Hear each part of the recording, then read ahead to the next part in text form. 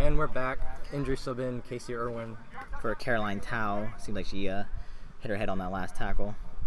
Oh, shoot. Are we live? Yeah. Wait, no. Who turned on the mic? 14:08. Yes, that mic is live. Are they off now? Okay, good. Oh, yeah, those shouldn't be on. Sorry about that. A little bit of technical difficulties there. While that was happening, we got a turnover by the Austin Outlaws. Yeah, it seemed like a late throw on that beat on Luis Sanchez. Eddie Molina entering the ball in the game now. Billy coming in now. Again, danger man. Darian on this right side of the pitch. Looks like he'll be guarded by Luis Sanchez. Beat on Eddie there. Looks like it's going to be control and no bludger situation for Kansas City. Good shot in. Very good drive there by Kansas. When Kansas uses their beaters on offense and coordinating with their chasers, they're a very, very difficult team to stop, especially with their speed on offense and their wings. Yeah, this is not the Kansas City team of old. There's some athletes hailing from Kansas, Mizzou, and Creighton.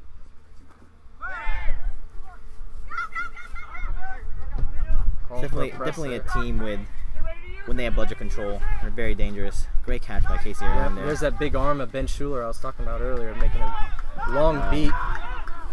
Fortunately, it seems that Darian stepped out of bounds right there.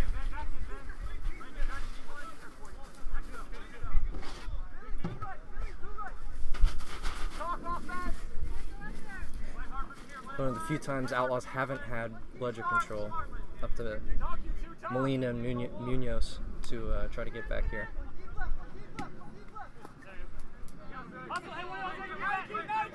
So it's a no bludger situation now for Kansas. Let's see how the Outlaws defense holds up.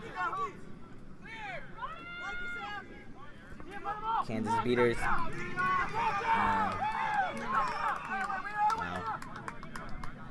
Good beat by Mia there for the Austin Outlaws. Poor communication by Kansas to not capitalize on a no bludger situation right there. Yeah, way to get back on defense. Good relay by Molina to Munoz. Sticking in there. Good beat there. That's one of those plays where you feel like as a chaser, you'd want to swat that ball from Eddie coming in, give your beaters and all your chasers some time to work. There's a good shift there out of Ben Schuler, showing off that arm. That's two straight resets, or turnovers, excuse me. This is a dangerous KC line in right now. Aaron Stout and Darian.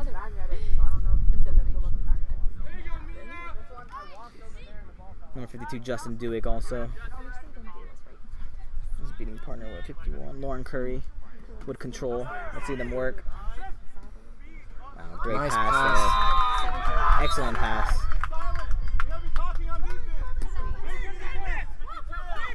Oh, good catch there by Molina. Transition there. Regains control and forces a fast break goal. That's how fast that this momentum can shift with the Outlaws. Once they get control back and they make a goal like that, it's a completely different game now. We'll see what happens here with Molina now. Now that he's got control with Mia Munoz. Molina? Yeah, sorry. Let's see what happens as he starts to heat up. Oh, nice beat out of Justin DeWick there. We're using my shorts. At the end of the day, if someone can make sure they get back to us. Just put someone on Calvary first. Number 9, Sydney for Kansas City. Getting in some really dangerous situations back there. That was a really good pass out of Aaron Stout off that pressure. She's constantly being a threat right there to the Outlaws right now. We're losing her on defense a little bit. Wait, when does this? Oh, 20. Luis Sanchez currently with the ball. Passes it down to Casey Irwin. Kansas City with one bludger.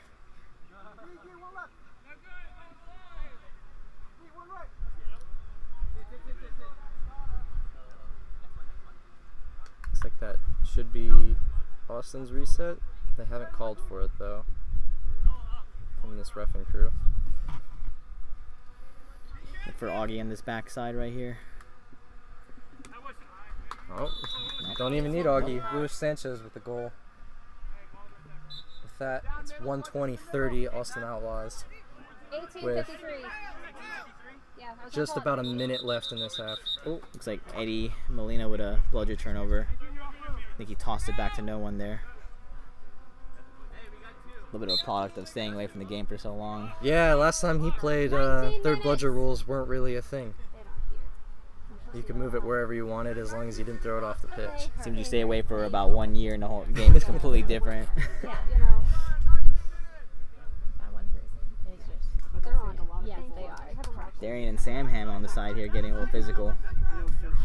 Good beat out of pace there, forces a turnover. That's one thing about Samham on defense. He'll get under your skin. He's someone you want to put on your the opposing team's best player. Kind of Lance Stevenson. Yeah, a little bit more talented Lance Stevenson. Looks like we got a classic beating line in here. Eddie Molina and Hallie Pace, if you remember last time seeing them. Yeah, we're nearing Snitch on pitch now, 15 too. seconds. 15 seconds still. We're going to be at the 20-minute mark. 10. Keep counting. Yeah, 9. Great Good catch by catch Hallie out of Pace. 5, 4, 3, 2, 1. Snitch on pitch. Final possession by the Outlaws here. It's just last possession. Oh, okay. Oh. Oh, What is going we on right now? One of the last Little series we did. Push there. Not supposed to stop. Augie taking it on the right side. Finishes the possession and then the snitch goes out. Austin being very patient here, knowing that this is their last opportunity to get a goal. I think they're mainly just wanting to keep bludger control here before Yeah, if you just stop the end of the game. Luis Sanchez driving through everyone. Okay,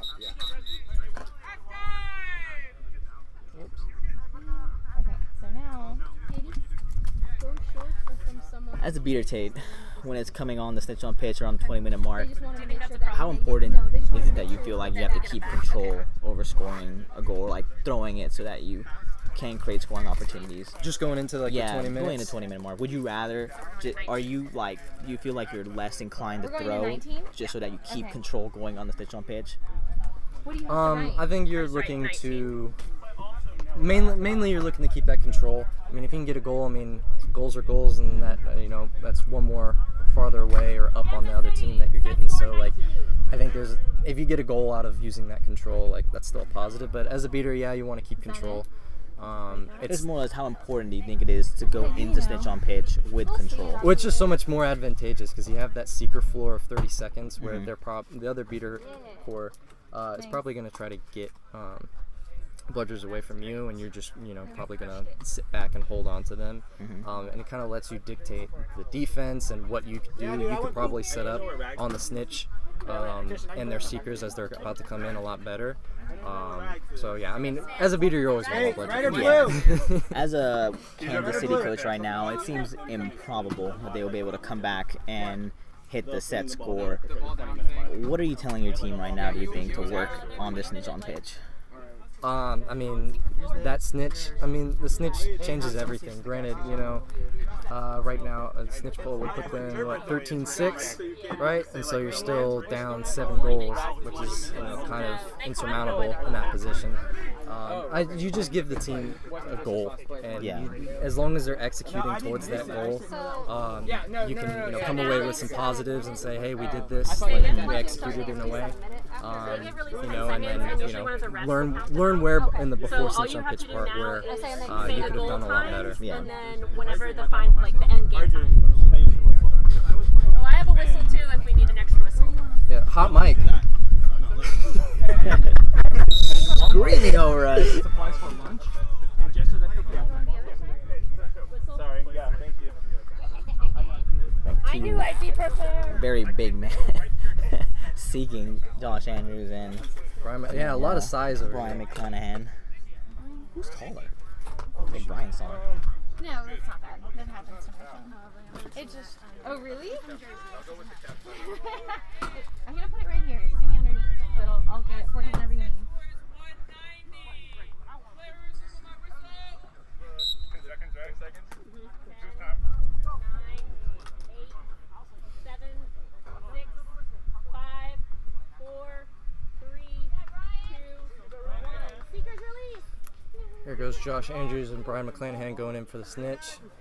Our snitch today is Lucas Callan.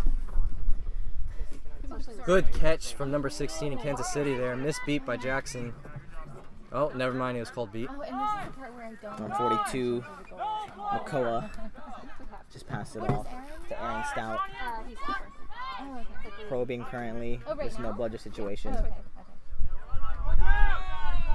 Turnover. Augustin Monroe bringing the ball down for the Outlaws. Again, another no bludger situation here. Oh, looks like Kansas City's getting some time on the snitch here. Jackson beat him out. Looks a little back tackle there. We'll see what they call. Good goal by Sam Ham. Ooh. Wait, 21. Looks like they'll be calling a back tackle on Kansas City's number 42, McCullough. Wait for me. you just hold there. You hold the snitch. Will be negated by the goal. Back contact, no time served, it's the good goal.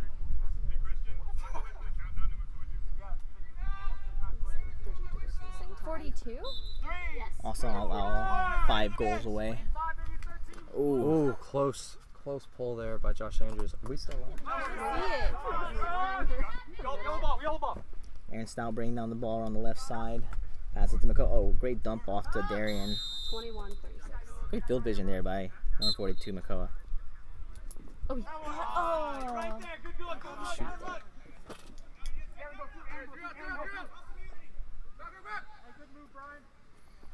Oximo driving down the lane. Good goal. 21-53. Awesome. Yeah. 150-40 here for Austin. 4 goals away. Josh Andrews getting really close here.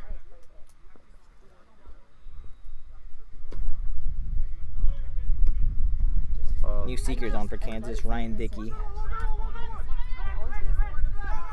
Number 4, Senna was beat. Axel throws it to Sam Ham. There's a beater on him. Can he get it off in time? No, he can't. Did he? Great beat there. Oh, and it looks like we have a snitch pull. It's been stopped automatically. Yeah, Ryan it hit Dickey start with the again. snitch pull. We'll see if We it's hit good. 29 minutes. Excellent. It does not I don't seem know why. like it I will don't be know. counted I don't as know the rules. good. Switch catch for Kansas is good. Oh, it is good. Oh, it is good. And this is that momentum I was talking about. Joey Ray? Granted, they're still down. What is this going to be? 15-7. So they're still down 8 goals, and they're still 13 goals away. Yeah, but now with the beaters coming back into the chaser game, we'll see what happens. And a really important beat there by Lauren Curry to stop Sam Ham from scoring. It's a double kick. Double kick there by Lauren Curry, not called. One of those small rules that maybe refs aren't going to catch there. I like a great tackle there on number 16, Vincent Reyes, but she got beat. Beat Jackson. beat Great out. beating by Vincent. Oh, Wow, great pass. score. Number 12, Katie, with a great catch and score there. Really good pass too Oh. by McCullough. It's the second really good pass in a row. And also Kansas City now with budget control. They're going to try and extend this game as long as they can. Yeah. Ooh, Oh, great beat by Jackson. Right. Looks like they'll be getting control back soon. real quick there. Looks like no bludgers situation. Really good tackle by. Ooh, there might be a call coming in here. Nope, John Molina put down his hand. All right. Goal there by Sammy Garza. 3 goals away from the set score of 190. There's Jackson playing chaos ball a little bit, creating goals for his team. 23-42.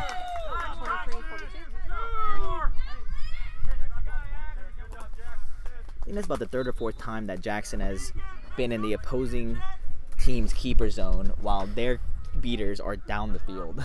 I can't imagine how frustrating that might be for opposing Quaffle players having to go against it. Well, it's crazy to me that the Kansas City beaters don't recognize that he's still right there on top of their chasers, and they're trying to work something down there, and he's on the other side of the field. It's an easy opportunity to get bludger control back. Number 2, Darian Merck Ellis. Passes to Austin Pitts in the middle. Looking for number 12, Katie. Oh, Darian with a great dodge. And goal. Great athleticism there by Darian. Big beat by Jackson though, forcing another potential no bludger situation. Yeah, this is going to be a no bludger situation here. Should be an easy score for. Oh, never. I spoke too soon. Oh, Keeper ball now. good defense. I Wasted couldn't s- opportunity there by the Outlaws. I think that was a good contest by Austin Pitts there. Come on. They need to- Throw to Darian, the danger man. Looking to see him go to work here. Great score there. There's not much you can do there No, against someone like that with that kind of athleticism. with that you had Jackson and Alley regaining control, But but Axel driving down the pitch. Great goal there. 25. but they were so far out of the play that Darian's speed just pulls away. Jackson looks a little gassed right here. I'll probably be getting a sub soon. Yeah, And went Cole straight Travis will be coming in. from that snitch on pitch set into this. Yeah, here comes Cole. Austin Pitts bringing down the field, bringing down the ball for Kansas City down the field. Number five Ben with the ball. Good beat at the point. I think his beating partner, number 51, Lauren Curry, beat. But big trade there. And this could be it here for Austin. They're one goal away. Good beat. Good Good block there block. from Maxwell. That should And be that's it. game. Yep. Oh, nice. Okay. What was that last one?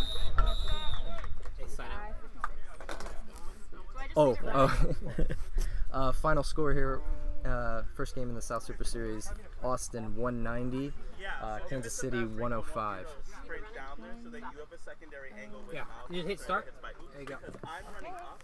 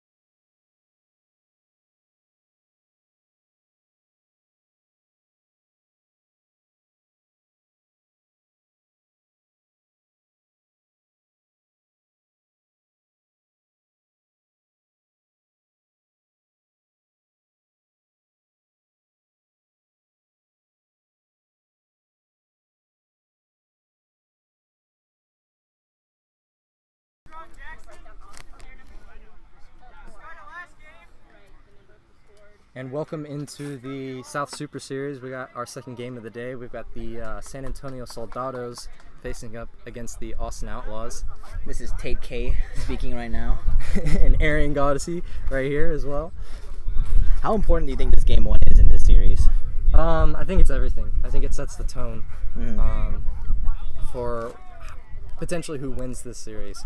Who wins the division then too? From that? Yeah, I mean that's everything with this matchup in these next 3 games over the next 2 days. Correct me if I'm wrong. When we're looking at the bracket for MLQ Championship, it is I think probable that the winner of this division will see Boston in the quarterfinals.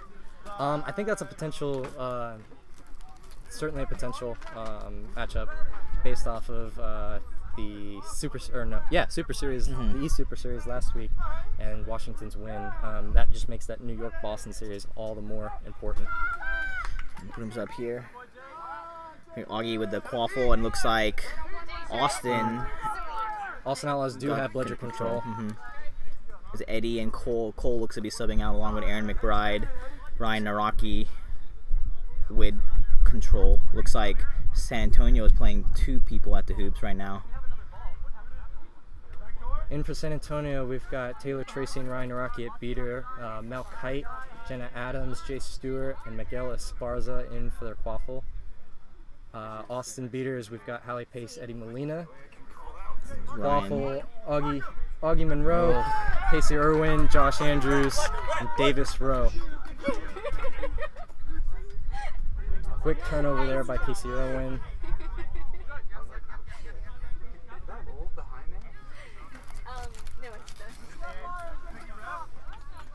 And San Antonio does their own quick subs here. We got Daniel Williams and Bailey Fields in for quaffle. Austin Vallejo. They're beaters. Austin Vallejo in the quaffle line. Yeah, along with Miguel bringing it down right now.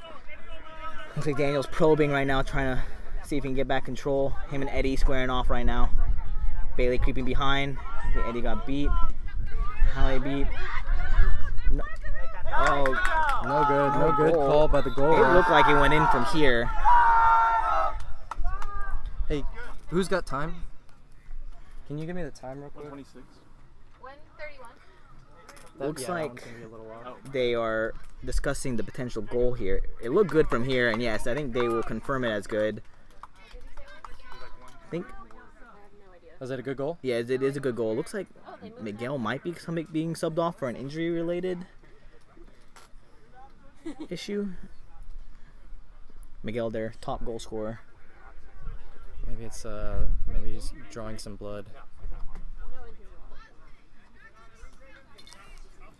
It's the head contact. Yeah. He just came to.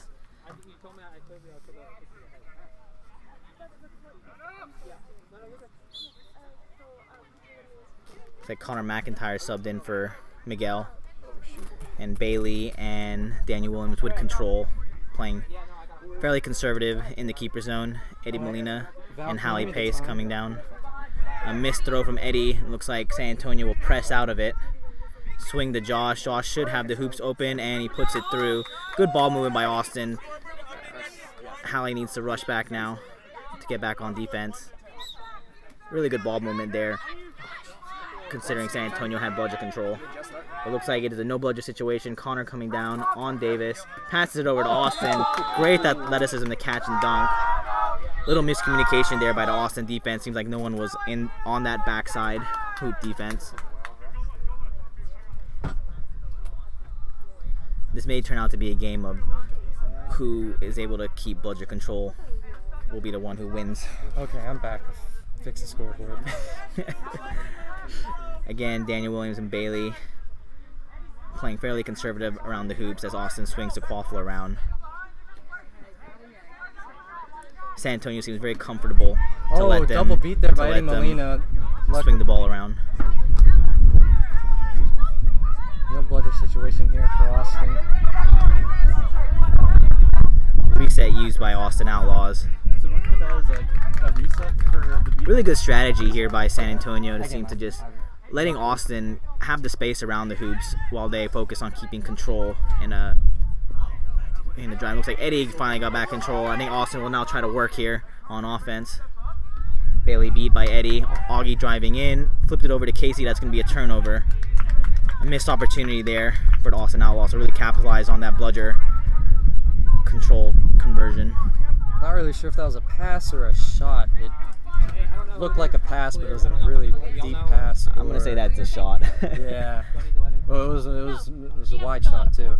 Connor McIntyre bringing it down now for the Soldados. Daniel Williams and Can you grab me a Jess, oh sorry, Bailey on the backside? trying to get control. Sorry, I'm just gonna do it. Katie.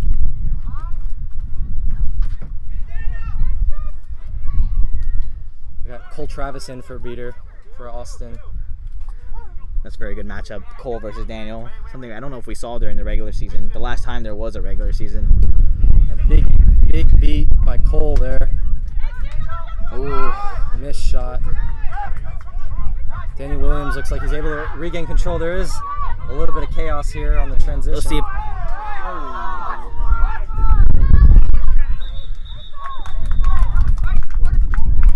Looks like there'll be a call on Cole Travis here.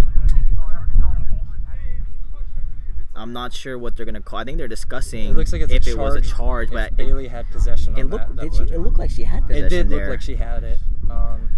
I think the fact that the ball came loose, I've seen a lot of those calls where, since the ball just came loose in the interaction, that refs tend to call it more towards a charge. It's a very bang play. Soldado's adamant that Bailey didn't have the ball. Huh? Hey, Jack, I saw that. recognize that play? What would you call there?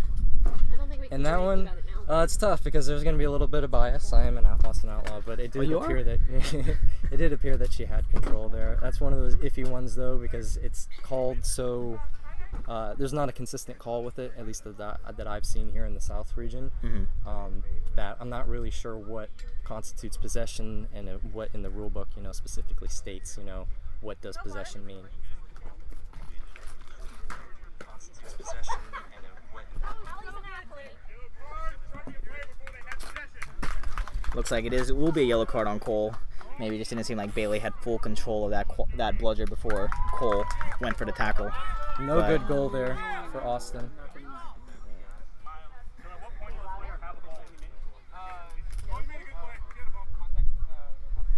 Cole Travis asking the refs, what constitutes possession. Just as I was kind of mentioning there, it's weird how they call it. I think it's a ref to ref choice on what that is. Good tackle there, but Austin Vallejo able to keep his wits about him and put the shot in the little hoop. Soldados up 3-1 on Austin, who are clearly rattled. Got some subs in here though. Cole Travis out there with Claire Costanza. I think bludger control is really, really dictating the way this game is going right now. San Antonio being able to keep the majority of it and affecting the way Austin is playing offense. Yeah, and I mean, what you'll see all weekend out of San Antonio is a classic, Texas State, UTSA kind of hybrid out of their beaters where they just sink and just park themselves on the hoops. Good beat by Daniel Williams there. Oh, looks like they'll be pressing out of this right now. Augie might be getting beat here. Cool, calm and miss. collected there. Throw by Daniel.